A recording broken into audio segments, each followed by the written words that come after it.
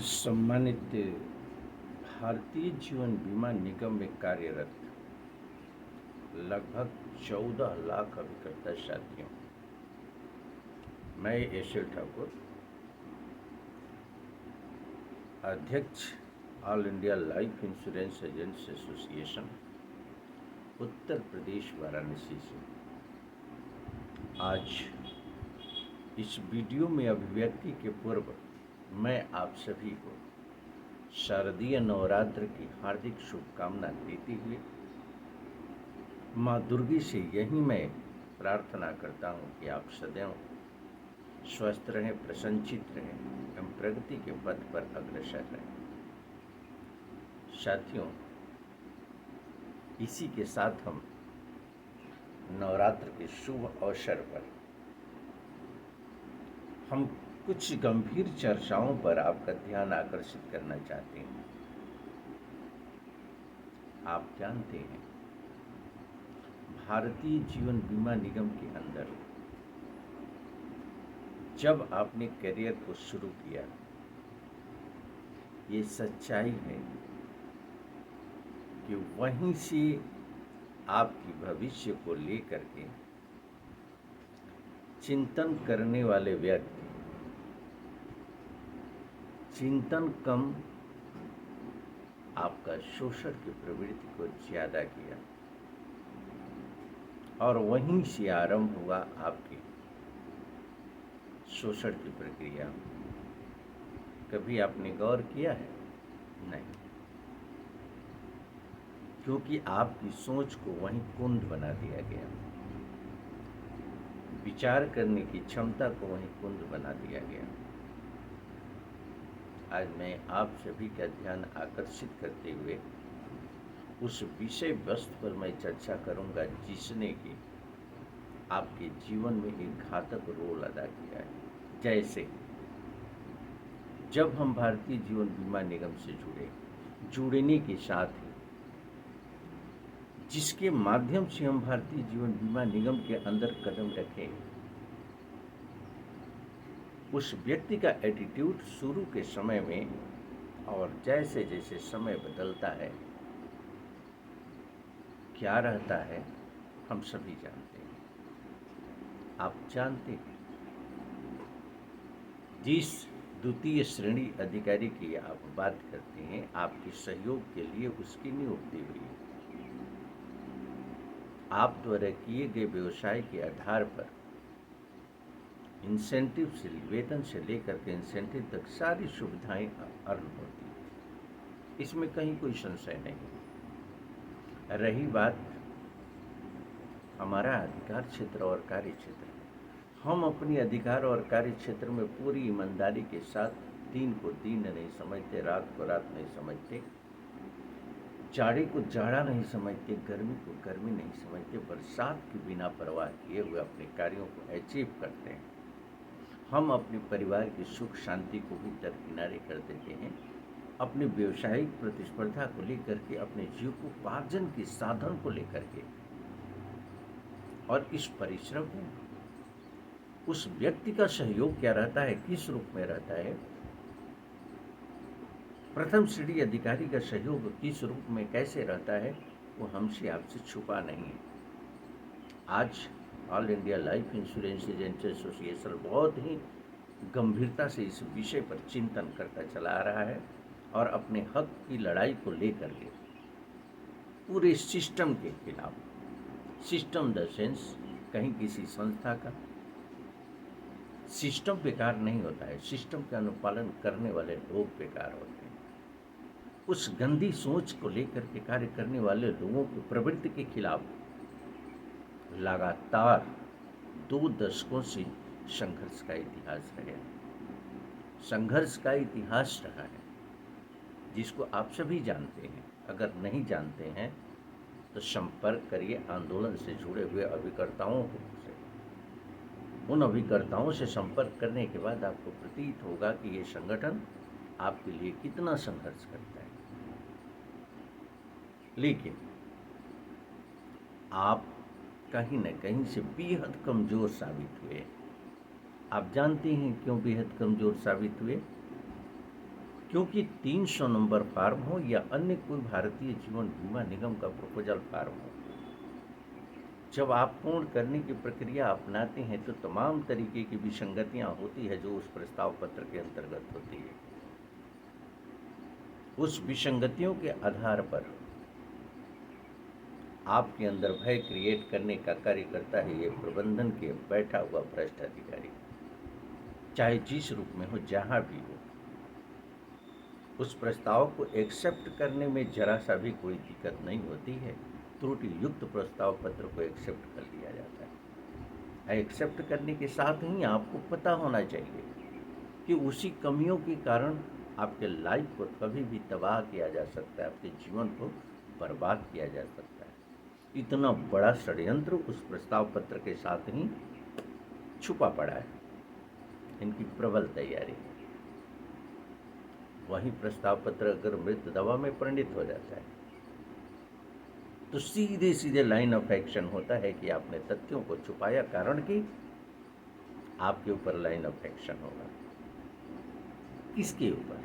सर्वप्रथम पॉलिसी धारक के ऊपर, क्योंकि प्रस्ताव पत्र तो पॉलिसी धारक देता है, हम तो साक्षी होते हैं, अभिकर्ता तो मात्र साक्षी होता है। लेकिन ये भी सच्चाई आप मान करके चलें कि जब प्रस्तावक का प्रस्ताव पत्र निरस्त होता है, उसके जमा धनराशि को जब्त कर लिया जाता है, इसके साथ साथ उसके समस्त ही लाभों को जब्त कर लिया जाता है। तत्पश्चात कार्रवाई करते हुए आपको भी विदाउट शो कार्ड notice suspends your agency, terminate your agency, forfeit your commission, सीधी सीधी मान करके चलिए कि आपके ऊपर लाइन ऑफ एक्शन लेते हुए और आपको टर्मिनेट किया जाता है और आपके देहित लाभ यानी आपके जीविकोपार्जन के साधन के रूप में प्राप्त कमीशन को जब्त कर लिया जाता है। यहाँ मौलिक अधिकार का संरक्षण करने के जगह उसकी धज्जियां उड़ाई जाती है, यानी जीवन यापन करने का अधिकार, जीवन जीने का अधिकार। यह प्रबंधन ने गलत नियमों के अंतर्गत आप पर प्रहार करते हुए और आपको प्रभावित कर दिया, और एक व्यक्ति के ऊपर अगर प्रभावित कर दिया तो आतंक का एक माहौल बन गया। वहाँ हमारा अभिकर्ता का मनोबल पूरी तरह से गिर गया, अभिकर्ता भयभीत हो गया, प्रबंधन पूरी तरीके से हावी हो गया आपके ऊपर। कभी आपने गौर किया है क्या अपनी बीमा व्यवसाय को लेकर के आप सचेत रहते हैं? मैं टीओटी, एमडीआरटी, टीओटी, सीओटी करने वाले अभिकर्ताओं से मैं पूछना चाहता हूँ, आप जानते हो कि 1972 रेगुलेशन है क्या, अमेंडमेंट 2017 है क्या? उसमें कितना जटिल और कितना अनजस्टिस के अंतर्गत नियमावली ये बनाई गई है जिससे कि आपके जीवन को कभी भी तबाह किया जा सकता है। तो आपका जवाब होगा नहीं, इसलिए कि जब तक आपका शोषण होता रहेगा प्रबंधन से कुछ लेना देना नहीं है। और जिस दिन आपको लगेगा कि आपका शोषण ये नहीं कर सकता, उस समय दूध की मक्खी की तरह निकाल करके बाहर कर देगा, कोई ठिकाना नहीं है। वो परिस्थिति कब आएगी, किस समय आएगी? अंधेरे में रख करके व्यवसाय को कराना, क्या आप जानते हैं रिवाइवल कितने तरह के होते हैं? रिवाइवल के प्रोसेस क्या होते हैं? क्लब मेंबरशिप के मानक क्या होते हैं? क्लब मेंबरशिप के एडवांटेज क्या होते हैं? रियलाइजेशन उसमें कैसे मिलता है? कंसिडरेशन अमाउंट किस पॉलिसी में जमा होता है? टर्म ऑफ कंडीशन क्या है असाइनमेंट के? टर्म ऑफ कंडीशन क्या है पॉलिसी के पेटा वैल्यू के? क्या है सरेंडर वैल्यू के? क्या है मेच्योरिटी के? क्या है पॉलिसियों का बोनस? क्या है एडिशनल बोनस? क्या पॉलिसी धारक से दावे के साथ आप कह सकते हैं कि सारे प्रोसेस को एडॉप्ट करके भारतीय जीवन बीमा निगम के निर्देशों का अनुपालन करते हुए, IRDA के निर्देशों का अनुपालन करते हुए मैंने अपने व्यवसाय को किया है? नहीं। अगर पूरी तरह से अपने व्यवसाय को करने के लिए अपने पक्ष को अगर रखते हैं पॉलिसी धारक के सामने, तो मेरा दावा है कि शायद 10 से 20% ही पॉलिसी आपकी पूर्ण हो पाएगी। तो 10 से 20% पॉलिसी अगर पूर्ण हो पाएगी, इसके पीछे यही लॉजिक है कि आपकी अपडेशन के पीछे बहुत सारी कमियां हैं, और उस कमी के लिए जिम्मेदार आप तो कम हैं, सबसे ज़्यादा जिम्मेदार हमारे प्रबंधन के लोग हैं। कहाँ है प्रशिक्षण, कहाँ है शिक्षण, कहाँ है कार्य करने के लिए एक अनुकूल माहौल। आप अपने दायित्व का निर्वहन करते हुए अगर अभिकर्ताओं के साथ व्यवहार करते तो प्रिपरेशन अभिकर्ताओं के अंदर होता।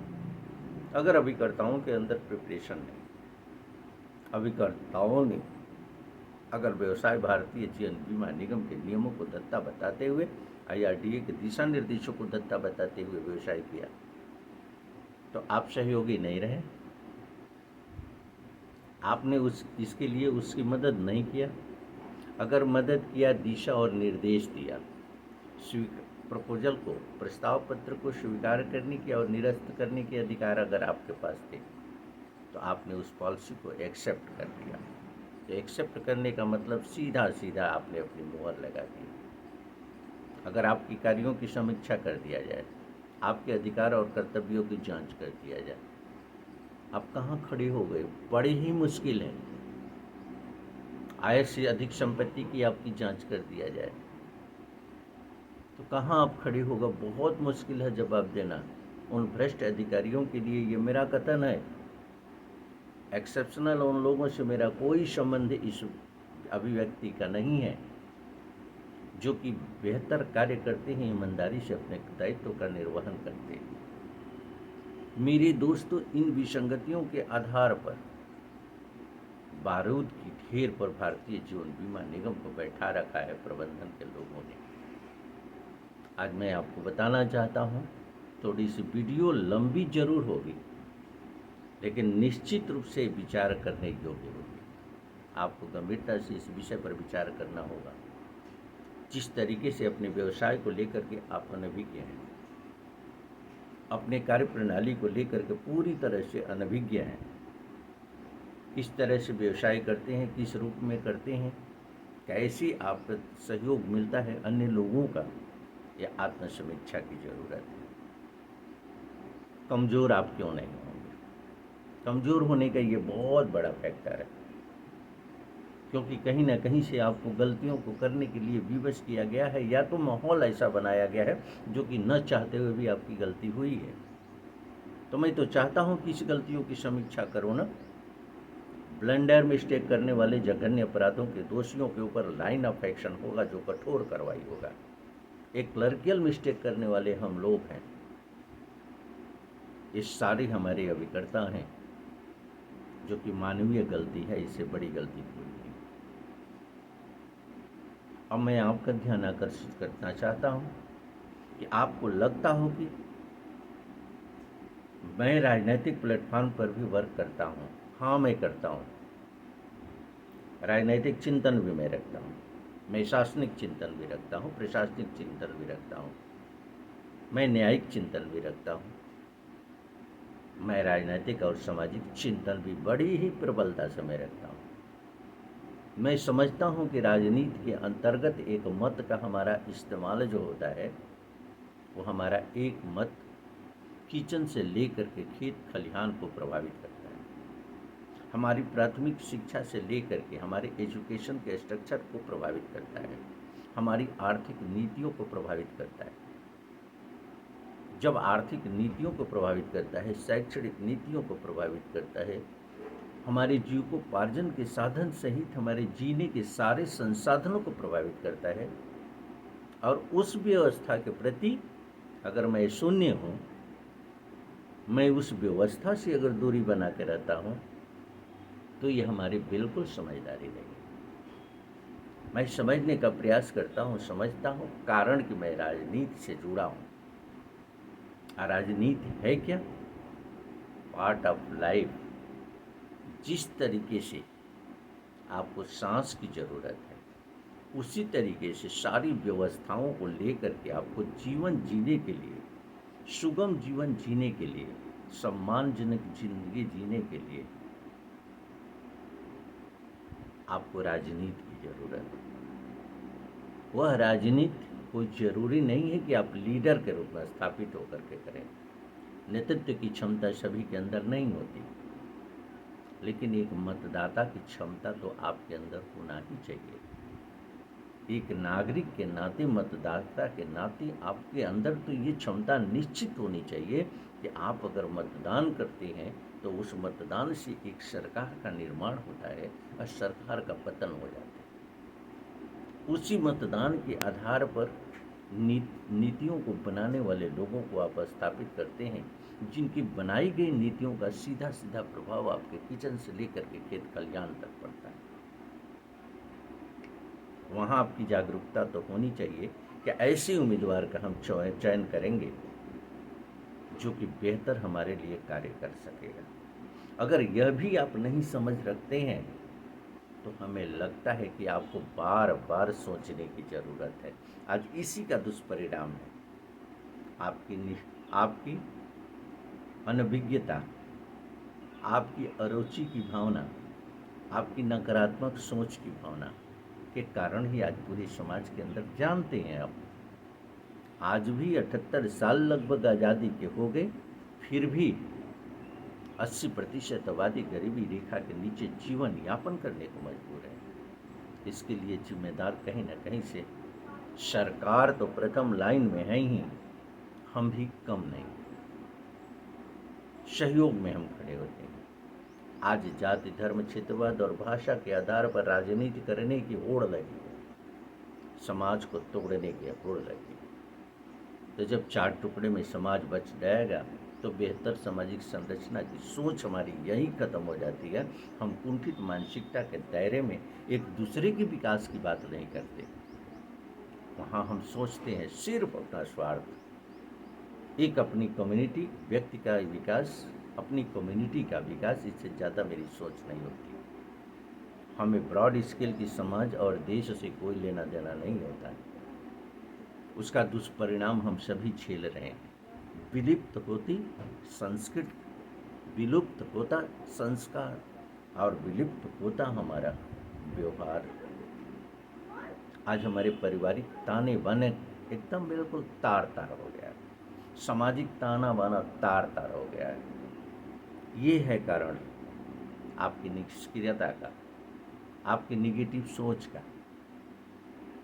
आपकी अंदर सोचने समझने की क्षमता का न होने का कारण।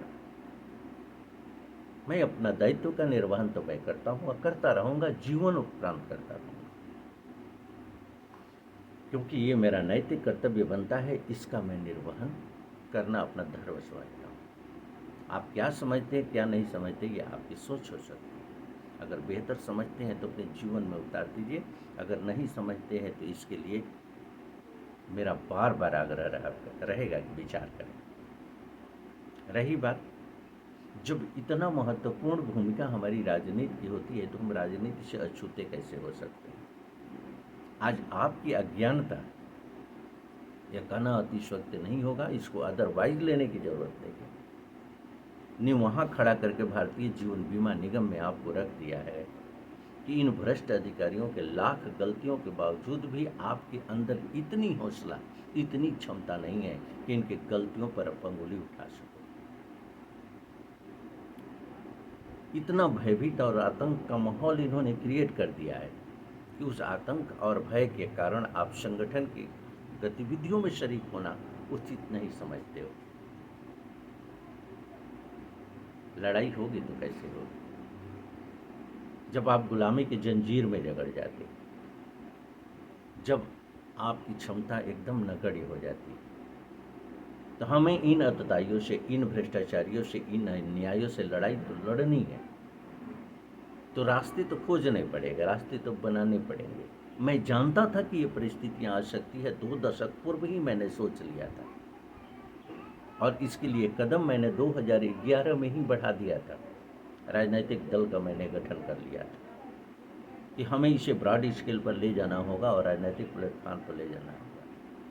मुझे पता था कि अन्य दलों के सिद्धांत क्या है, अन्य दलों की सोच क्या है, आपको बता देने में हमें जरा सा भी हिचक नहीं है कि इस मुद्दे को लेकर के मैंने देश के भारत के प्रधानमंत्री माननीय नरेंद्र मोदी जी तक ये संदेश दिया कि भारतीय जीवन बीमा निगम के अंदर अव्यवस्था है, भारतीय जीवन बीमा निगम के अंदर सिस्टम का अनुपालन नहीं होता है, भ्रष्टाचार का प्रकाष्ठा है, अन्याय का प्रकाष्ठा है, संविधान कानून को दरकिनारे करते हुए, लॉ एंड ऑर्डर को दरकिनारे करते हुए वहाँ पर कृत कार्रवाई की जाती है अपने स्वार्थ से वशीभूत होकर के। वहाँ 14 लाख अभिकर्ताओं का लगभग शोषण होता है, उनके आश्रितों का शोषण होता है और 28 करोड़ पॉलिसी धारकों का शोषण होता है। माननीय देश के प्रधानमंत्री की कोई इस पर जवाब नहीं, वित्त मंत्री भारत सरकार का कोई जवाब नहीं, लोकसभा के सभापति महोदय का कोई जवाब नहीं, विपक्ष के नेताओं का कोई जवाब नहीं। मैंने पूरी तरीके से प्रमाणित 20 के आधार पर मैंने विपक्ष के नेता, लोकसभा में विपक्ष के नेता माननीय राहुल गांधी तक संदेश दिया, मैंने दिया सपा के नेता अखिलेश यादव को, मैंने ये जानकारी पूरी तरीके से दिया। जो भी हमारे लीडर थे और मेरे संपर्क में थे, तो सत्ता पक्ष इस पर बोलने को तैयार नहीं, विपक्ष बोलने को तैयार नहीं। तो राष्ट्रीय समाजवादी जनक्रांति पार्टी ही इस मुद्दे को उठाएगी, अब बड़ी प्रबलता से उठाएगी, 28 करोड़ पॉलिसी धारकों की आवाज़ बनेगी और 14 लाख अभिकर्ताओं की आवाज़ बनेगी। आप सभी से मैं अनुरोध करूंगा कि मैं अपने हक की लड़ाई के लिए अग्रसर हूँ, अपने सेंस अपनी कम्युनिटी को लेकर के, अनजस्टिस के खिलाफ, अन्याय के खिलाफ, भ्रष्टाचार के खिलाफ मैं लड़ाई पूरी तरह से लड़ने को तैयार हूँ, उसके लिए अग्रसर हूँ। 28 करोड़ पॉलिसी धारकों के हितों को संजोने के लिए, संस्था के हितों को संजोने के लिए आपको बड़ी ही गंभीरता के साथ इस पर मनन करने की ज़रूरत है और सारे भय को दरकिनारे करते हुए इस क्रांति में आगे आने की जरूरत है। ये क्रांतिकारी सोच एक परिवर्तन की सोच है। ये भारतीय जीवन बीमा निगम ही नहीं, अपितु आपके अंदर अवेयरनेस पैदा करना, एक क्रांति के भाव को लाना, आपको सजग प्रहरी के रूप में जीने के लिए, सम्मानजनक जिंदगी जीने के लिए अग्रसर करना मेरा नैतिक कर्तव्य है, जो कि मैं कर रहा हूँ। आइए हम सभी मिलकर के इस मिशन को आगे बढ़ाते हैं। ज़रूरत पड़ती है तो संगठन के प्लेटफॉर्म से, और ज़रूरत पड़ती है तो संगठन का समर्थन दे करके राष्ट्रीय समाजवादी जनक्रांति पार्टी के प्लेटफॉर्म से बड़ी ही प्रबलता के साथ, बड़ी ही मजबूती के साथ इस मुद्दे को लेकर के आगे बढ़ते हैं और सभी के हितों को संरक्षित करते हैं। इस वीडियो को पूरी ईमानदारी के साथ आप सुने और ईर्ष्या का भावना अपने दिलो दिमाग से खत्म करके, कहीं ना कहीं से जो कुंठित मानसिकता है, नकारात्मक सोच है, उसको दरकिनारे करते हुए अपने साथियों तक इसे भेजें, उनको भी बताइए कि ये लड़ाई बहुत ही रचनात्मक और सही दिशा में जा रही है। आइए हम सब मिलकर के सभी के हितों को संरक्षित करते हैं। इस अभियान के साथ, इस इनकलाब के साथ जुड़ करके आगे बढ़ते हैं। All India life insurance agent association के साथ अगर बैनर की ज़रूरत होती है तो हम एसोसिएशन के बैनर के तहत आते हैं, ज़रूरत होती है तो अपनी पॉलिटिकल पार्टी राष्ट्रीय समाजवादी जनक्रांति पार्टी के बैनर के तहत संघर्ष में आते हैं। लोकतंत्र की अदालत में चल करके, लोकतंत्र के अंतर्गत इस अभियान को हम अपने संविधान कानून के अंतर्गत उसके दायरे में उठाते हुए सभी तक इस समस्या को पहुंचाते हैं जिसका कि समाधान हो सके। पुनः मुलाकात होगी अन्य वीडियो में, तब तक के लिए मैं आपसे इजाज़त चाहता हूँ।